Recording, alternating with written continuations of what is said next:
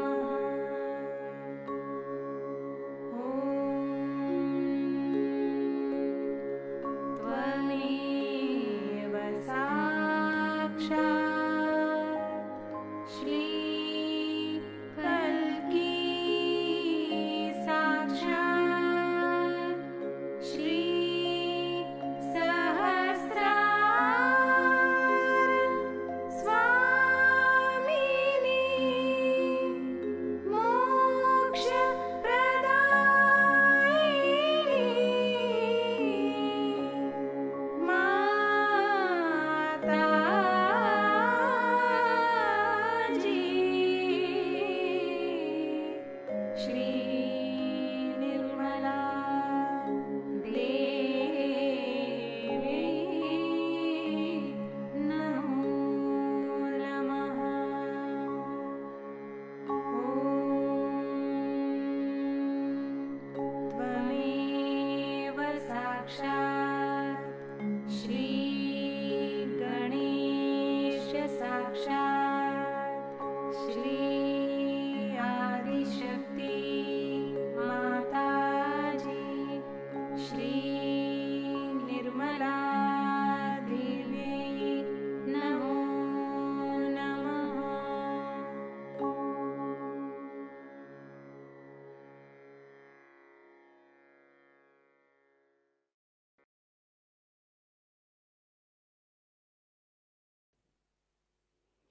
थोड़ी देर ध्यान की इसी अवस्था में बैठेंगे।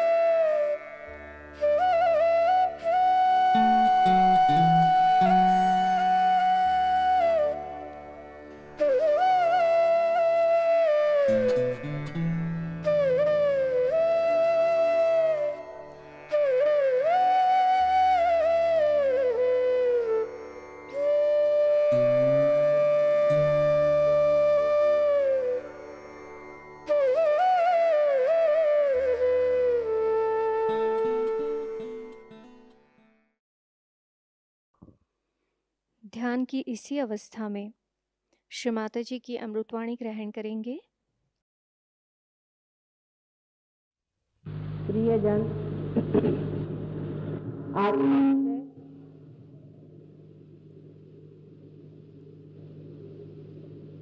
सहजयोग एक अभिनव आविष्कार।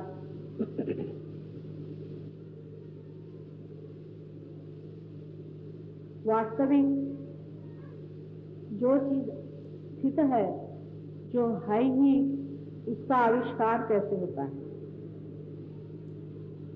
जैसे कि कोलंबस हिंदुस्तान खोजने के लिए चल पड़ा था, तब क्या हिंदुस्तान नहीं था? अगर नहीं होता तो खोज किस चीज की कर रहा था? सहजयोग तो है ही, पहले ही से है, उसका पता सिर्फ अभी लगा है। सहजयोग ये परम तत्व का अपना तरीका है,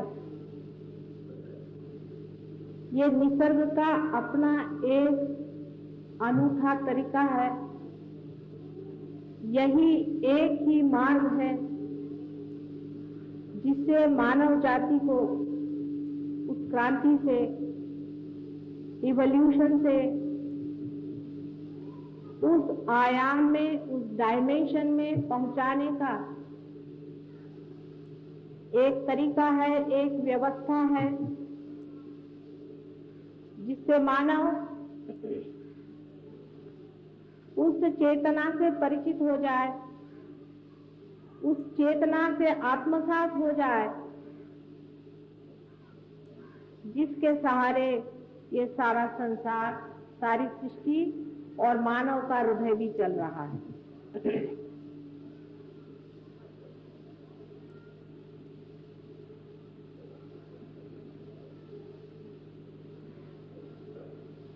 बहुत कुछ इसके बारे में लिखा गया है। पुरातन कालों से ही खोज होती रही। मनुष्य खोज कुछ रहा ही है हर समय, चाहे वो पैसे में खोज ले, चाहे वो सत्ता में खोज ले, चाहे वो प्रेम में खोज ले, वो किसी न किसी खोज की ओर दौड़ रहा है। लेकिन उस खोज के पीछे में कौन सी प्यास है, वो शायद वो जानता नहीं। उसके पीछे में सिर्फ आनंद की खोज है। आनंद की खोज में वो सोचता है कि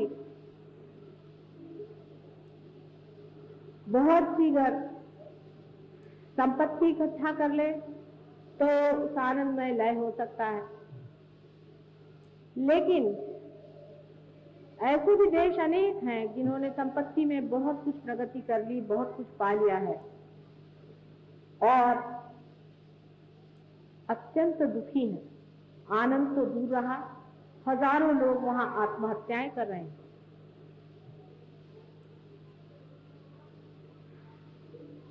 सारे खोज के पीछे में आनंद की प्यास आपको घसीटे चली जा रही है किसी अज्ञात की। सारे इन खोजों में ढूंढते ढूंढते जब मनुष्य हार जाता है कि कहीं मिलता नहीं, तो वो धर्म की ओर मुड़ता है। और धर्म की ओर भी जब मुड़ता है तब भी वो बाहर ही खोजता है। कारण ये है कि जो वो खुद है, स्वयं है, वो खो चुका है, उससे अपरिचित। इसलिए अपने से मनुष्य भागता है, हर समय अपने से भागता है। 2 मिनट अपने साथ नहीं बैठ पाता। उसको अगर 2 मिनट अपने साथ बैठने को कहो तो वो कहता है, प्रभु ये क्या मेरे लिए सजा हो गई, जिसको आजकल बोर्डम कहते हैं। आदमी अपने से इतना क्यों हुआ हुआ है, सोचने की बात है कि मनुष्य अपने से इतना क्यों जोरों से भागा चला जाता। क्योंकि वो अपने से अपरिचित है, अपने सौंदर्य से, अपने वैभव से, अपने ज्ञान से और अपने प्रेम से अपरिचित मनुष्य आनंद की खोज बाहर की ओर करते हुए दौड़ रहा है। आनंद बाहर है नहीं, वो अंदर है, आप में है। आप स्वयं आनंद स्वरूप, आप परमात्मा स्वरूप है, ऐसा सब लोग कहते हैं। सिर्फ बातें करने से ही ये बात पूरी होने वाली है। मराठी में कहते हैं, बोला का भात बोला की तो कड़ी। चाहे हम आपको कहें कि आप निराकार को खोजें, चाहे साकार को खोजें, तो सब बातें ही बातें तो हो गई। हजारों बातें हो गई, करोड़ों किताबें लिखी गई, न जाने कितने ही जीवन बर्बाद हो गए। इंसान की खोज का कोई अंत नहीं।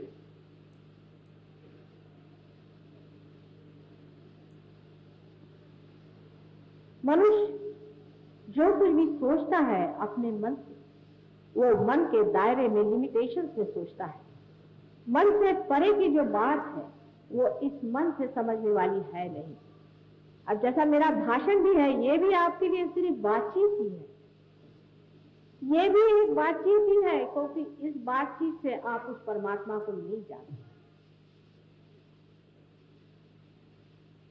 जितनी भी इस पर मैं बात करती जाऊं, उतने ही आपके मन पे इसका बोझा बनता है। अगर मैं कहूं कि कोई बोझा में रखो तो उसका भी बोझा बनते जाएगा। इसी तरह की व्यवस्था परमात्मा ने हमारे अंदर कर दी है कि मन से हम जो भी करेंगे सो बोझी हो जाएगा, और उस बोझे के नीचे हम दबे हुए उड़ नहीं सकते वहां पर जहां पर हमें जाना। इसीलिए खोज आज तक अधूरी ही रही है। लेकिन नवनिर्माण की बात मैं आपसे करने वाली हूं। सिर्फ बात ही नहीं, उसका आविष्कार जो कि खोज निकला है। उत्क्रांति के मार्ग में ऐसा ही होता रहा है कि कोई प्राणी अति विशेष स्पेशलाइजेशन में या विशेषज्ञ हो गया तो वो डूब जाता है, खत्म हो जाता है। उसी तरह से मनुष्य का भी हुआ जा रहा है कि इतना ज्यादा आपस की जो विरोध और कंपटीशन चल रही है, उससे मनुष्य ने भी अपने दिमाग को इतना ज्यादा विशेषज्ञ कर लिया है कि वो फटा चला जा रहा है उसका दिमाग। और एक अब नया तरह का मानव आने की जरूरत है जो इस मन से परे उस शक्ति को जान ले, जो इस मन को भी चलाता है और इस हृदय का भी स्पंदन करता है। उस शक्ति को जानने के बारे में कितनी ही बातें आप करिए और कितना ही उस पर प्रयत्न करें, आप वहां नहीं पहुंच सकते। ये बात निसंदेह, ऐसे तो सभी ने यही लिखा है जो मैं कह रही हूं, कोई भी ऐसी विशेष बात तो कह नहीं रही। नानक जी को आप पढ़ें, कबीरदास जी को आप पढ़ें, आप वशिष्ठ को पढ़ें, गुरुओं के गुरु जनक के बारे में आप पढ़ें। अपने देश में छोड़िए, बाहर के देशों में भी हजारों लोगों को जो पार हो चुके हैं, हजारों वर्षों से ऐसा ही लिखते आए, यही लिखते आए हैं जो मैं कह रही हूं कि जो पाना है अकस्मात अंदर होता है। लेकिन वो भी बेचारे कहते ही रह गए, क्योंकि शायद वो भी इसे खोज नहीं पाए। लेकिन जब वो नहीं खोज पाए थे, इसका मतलब ये नहीं कि वो कुछ कम थे। अगर कोलंबस हिंदुस्तान नहीं खोज पाया था, इसका मतलब ये नहीं कि वो कोई कम था। और बाद में जिन लोगों ने उसे खोज लिया है, उन्होंने कोई उनको नीचे गिराने के लिए नहीं खोजा। ये एक सामूहिक खोज रही है। आप लोग सब अलग अलग होकर के सोचते हैं, तब इस तरह से बात बहुतों के दिमाग में आती कि माता जी कुछ अलग ही बात कर रही। नहीं, मैं इन सब खोजों की खोज का ही पता आपको दे रही। आज तक अत्यंत कष्ट उठा करके न जाने कितने ही मानव मैंने इस पर ध्यान दिया है।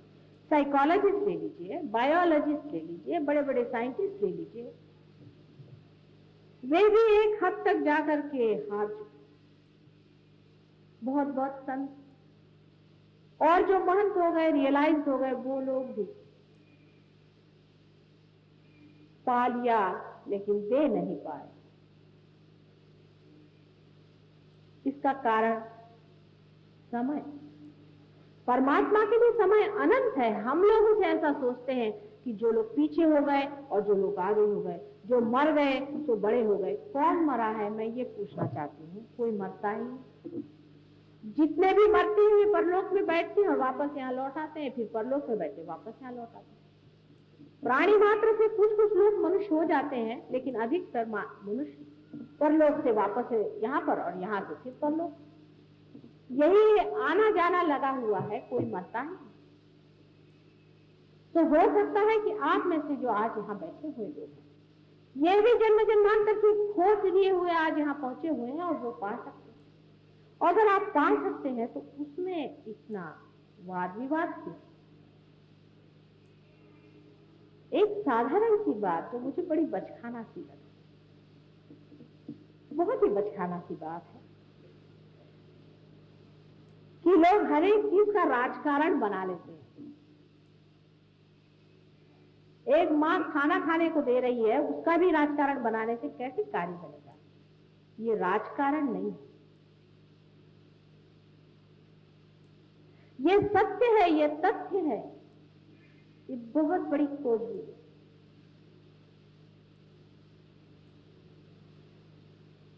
यहां पर जो लोग रियलाइज लोग बैठे हैं वो समझ रहे हैं मैं क्या कह रही हूं। धर्म की खोज में मनुष्य परलोक तक पहुंच पाया है, अभी तक परम तक नहीं पहुंचा।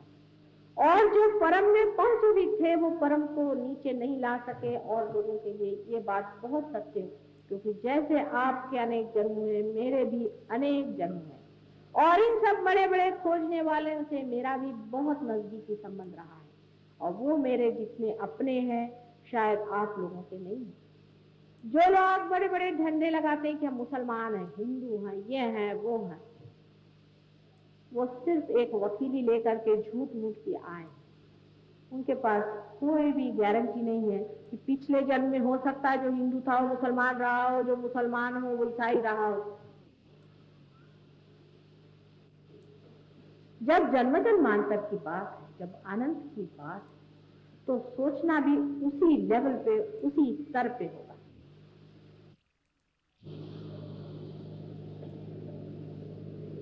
वो स्तर ऐसा है कि जो कुछ परम है वो जड़ नहीं है, जो कुछ परम तत्व है वो जड़ नहीं है, जो कुछ सकिल है वो ग्रोथ नहीं है, जो कुछ सूक्ष्म है वो जड़ नहीं। इस बात को आप ठीक से समझ लीजिए। वो जड़ में प्रकाशित हो सकता है, किंतु परम जड़ में इंटरेस्टेड नहीं है, उसमें कोई दिलचस्पी नहीं है। जैसे कि बहुत से लोग मुझे बताते हैं कि एक साधु संत थे, वो परमात्मा से कुछ मांग रहे थे और उनको परमात्मा ने दे दिया होगा, लेकिन परमात्मा ने नहीं दिया, ये मैं बता सकती। परमात्मा को इसमें कोई भी इंटरेस्ट नहीं है कि आपके इतने बच्चे पैदा हो जाएं, कि आपको जमीन मिल जाए, आपको घर मिल जाए, आपको दुनिया भर की ऐशो आराम मिल जाए। इसमें परमात्मा को कोई भी इंटरेस्ट नहीं। हमने परमात्मा को समझने में ही गलती कर दी है। परम तत्व को परम ही देने में इंटरेस्ट है, ये बात आप लिख कर रखें। और इस पर भी लोग सब बात करते हैं कि परम तत्व जो है वो कुंडलिनी योग से पाया जाता है, ऐसा भी बहुत लोग लिख करके गए। लेकिन कुंडलिनी योग से सिद्धि पाई जाती है, ऐसी बात कहीं भी लिखी नहीं गई। हाँ, लेकिन जिन्होंने सिद्धियां पाई है वो यही लिखते हैं कि कुंडलिनी से सिद्धियां आनी चाहिए, कभी भी नहीं।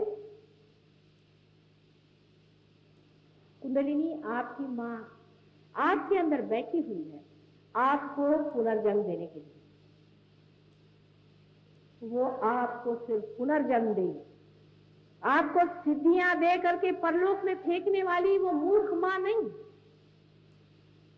जितनी समझ आपके पास है उससे कहीं अधिक समझदार है वो, कहीं अधिक प्रेममय है वो। आपको गलत जगह में असत्य में ढकेलने वाली दुष्ट मां नहीं। कुंडलिनी के योग से जब तक परम तत्व की पहचान नहीं होती है तब तक वो कुंडलिनी योग नहीं है, और वही सहज योग है। और इसकी व्यवस्था परमात्मा ने कितनी खूबसूरती से हमारे अंदर की है, वो भी एक समझने की बात है। जब बच्चा माँ के पेट में आता है तो जड़ तत्व से उसका सारा शरीर, मन, बुद्धि, चित्त, अहंकार सब वो बना देता है, लेकिन उसके अंदर जो प्रकाश आता है वो माथे के तालू में से, जिसे कि फॉन्टेनेल बोन अंग्रेजी में कहते हैं, नीचे उतरता है और अपना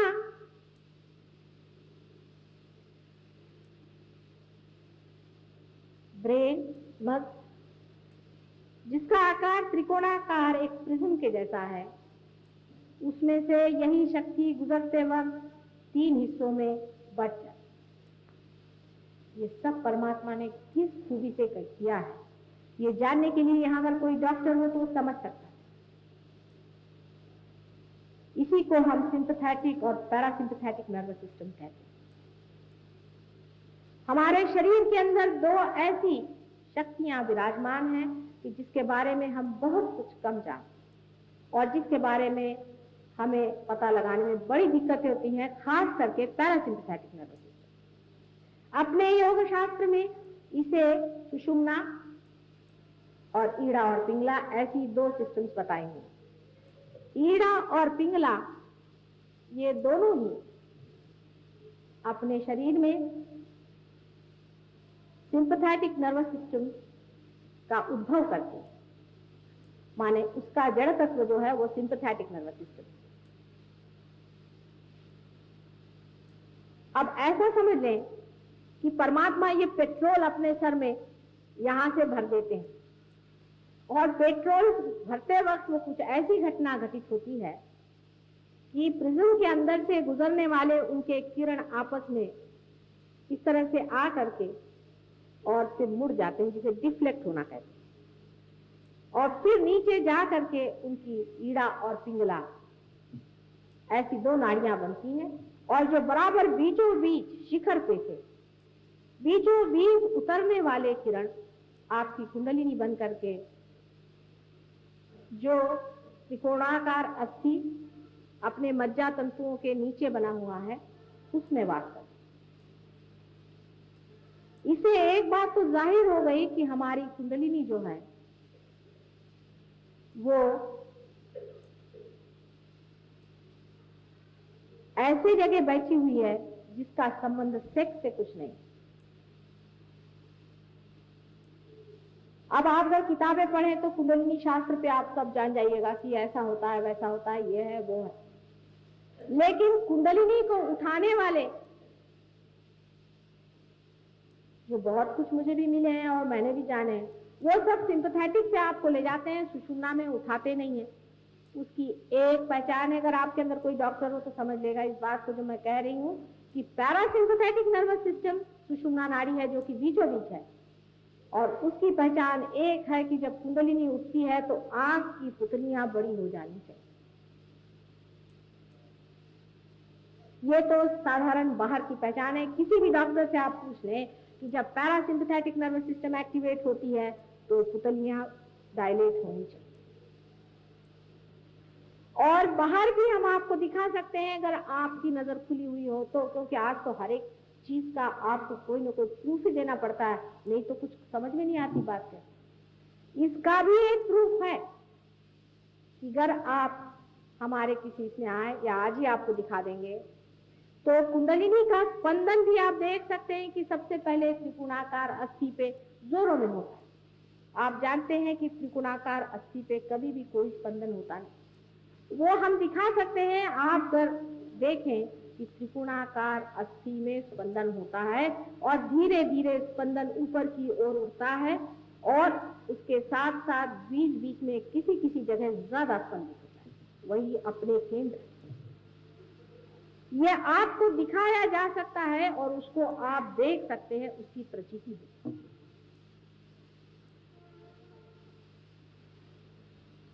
जब कुंडलिनी सुषुम्ना से उठेगी तभी आप पार हो सकते हैं, लेकिन इसके लिए परमात्मा ने न जाने क्यों एक बड़ी जबरदस्त कंडीशन लगा दी। एक बड़ी भारी अटकल है उसमें जो देना ही पड़ेगा।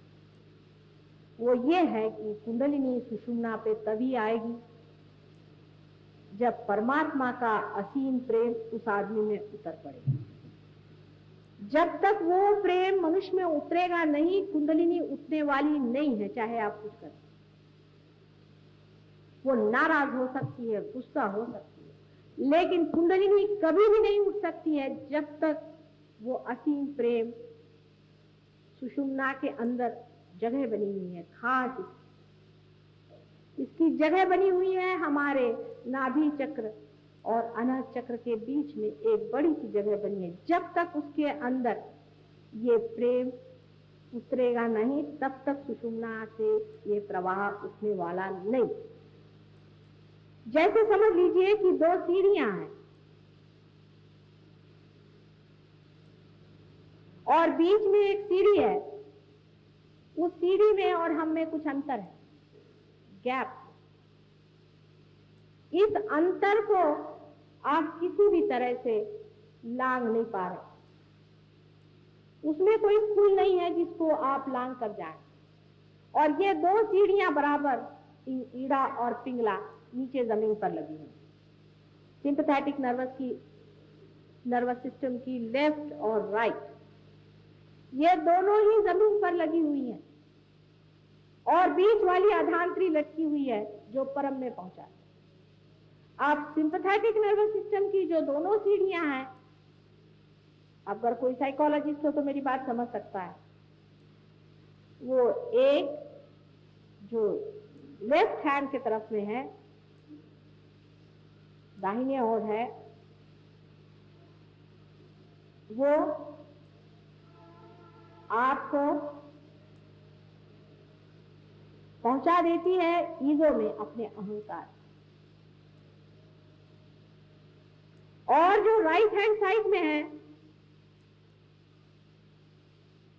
वो आपको पहुंचा देती है आपके सुपर ईगो में प्रति अहंकार। ये दोनों मिलकर के हमारे माथे पे छा जाते हैं, जैसे कि कोई बलून ना हो उस तरह से ऊपर आ जाते हैं और आ करके इस जगह में जहां हमारा तालु होता है उस पर दोनों आ करके मिल जाते हैं। कभी कभी तो ये पूरे सारे सर पे ही छा जाते हैं, कभी तो प्रति अहंकार जबरदस्त होता है और कभी अहंकार। जो भी ज्यादा जबरदस्त होता है वो हमारे दिमाग पे छाया हुआ और आ करके वो हमारे इस मार्ग को रोक देते हैं, बंद कर। अब जो पेट्रोल हमारे अंदर पैरासिम्पैथेटिक नर्वस सिस्टम से भरा गया था, कुंडलिनी से भरा गया था, वो उसका स्रोत बंद हो गया। अब हम अलग हो गए, अब हम सेल्फ हो गए, हमें लगा कि भाई हम कोई हैं। अब अहंकार शुरू हुआ, हम हैं। अब यही भागने का, अपने से भागने का कारण, क्योंकि हम जो हैं वो हमको हम जानते ही नहीं कि हम क्या। आप मेरी ओर इतना चित्त लगाकर सुन रहे हैं, मैं आपकी ओर अपना चित्त नहीं लगा सकती। मैं कहूं आप अपनी ओर चित्त लगाएं तो आप लगा ही नहीं सकते हैं, क्योंकि आप कट गए उस स्रोत से जो आप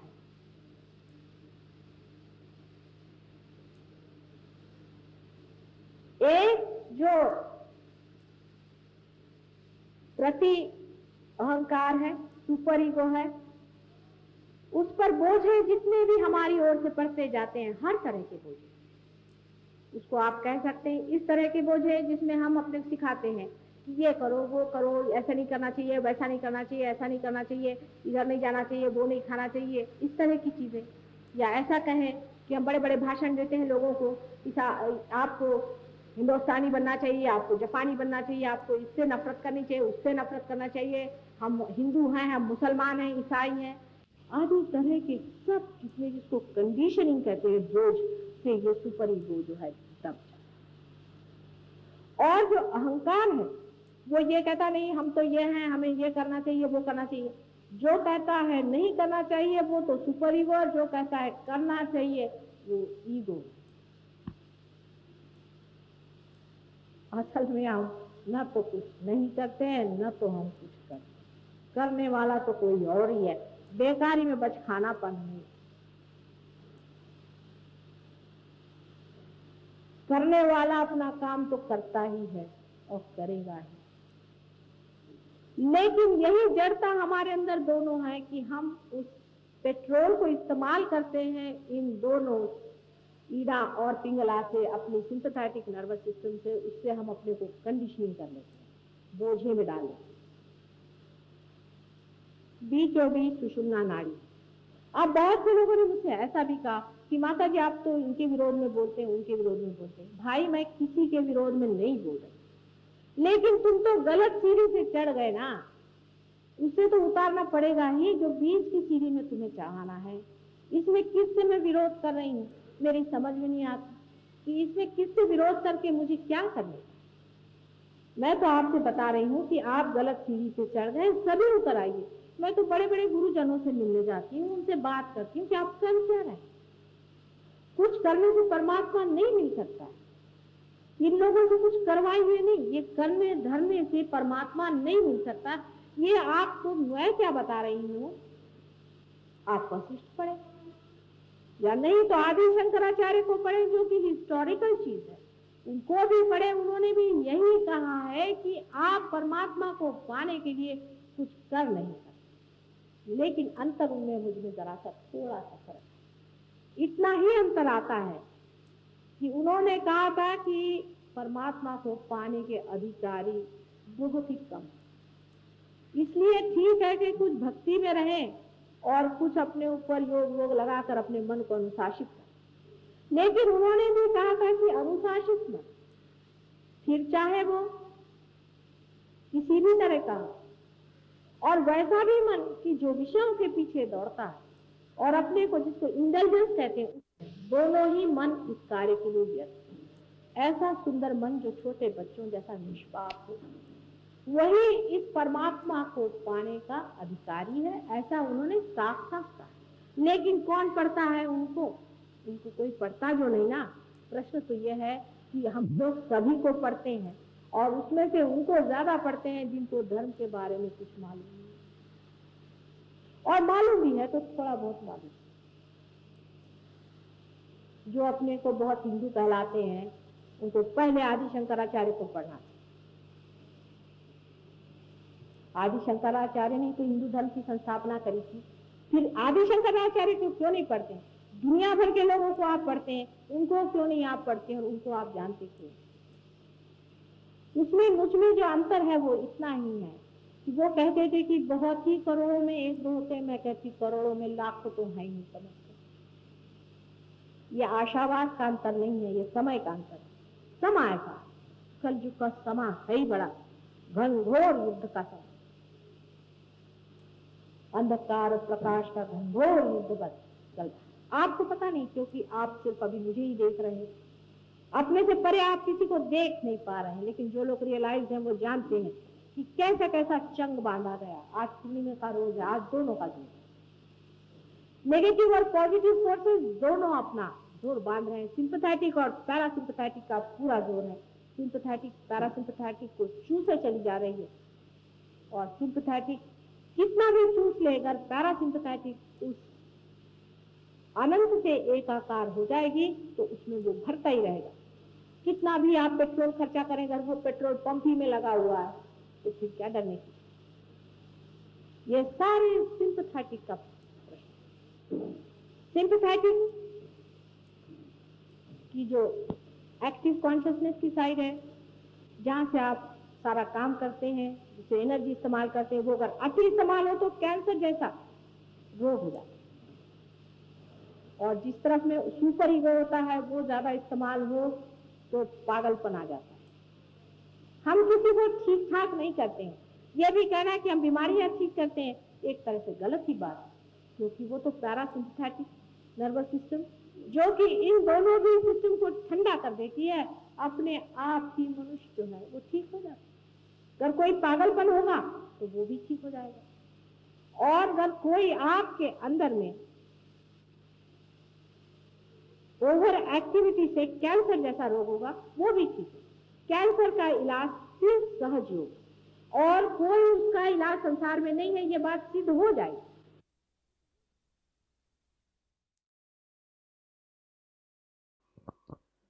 थोड़ी देर ध्यान की इसी अवस्था में निःशब्द ध्यान में बैठेंगे।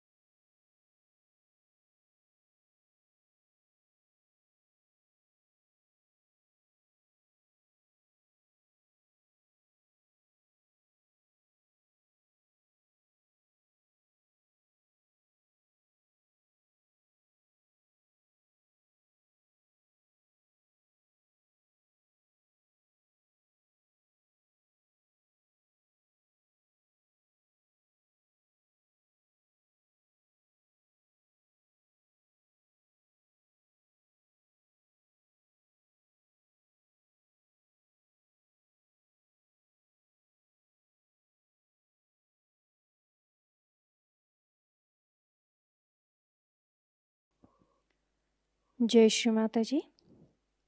दोनों हाथ जोड़कर चित्त को सहस्त्रार पर रखकर श्री माता जी से प्रार्थना करेंगे।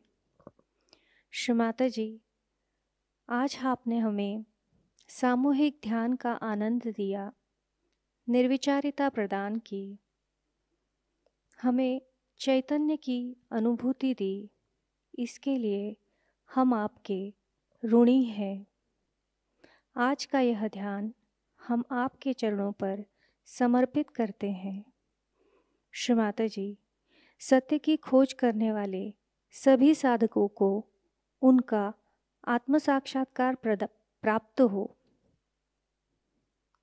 श्री माता जी, अमृतवाणी में दिया हुआ ज्ञान हमें हमारे जीवन में हर क्षण आचरण में लाने के आशीर्वाद हमें प्रदान कीजिए। श्री माता जी, आपने हमें आत्म परीक्षण करना सिखाया, हमें आत्मा बनाया, हमें क्षमाशील बनाया। इसलिए हम आपके ऋणी हैं। श्री माता जी, कृपा करके हमें करुणामय बना दीजिए, हमें भोलापन प्रदान कीजिए, हमें निर्लिप्तता प्रदान कीजिए। हमारी सारी प्रार्थनाओं का स्वीकार कीजिए। हम सभी सहजी भाई बहनों के कोटि कोटि प्रणाम कृपा करके स्वीकार कीजिए। जय श्री माता जी। सामूहिक बंधन।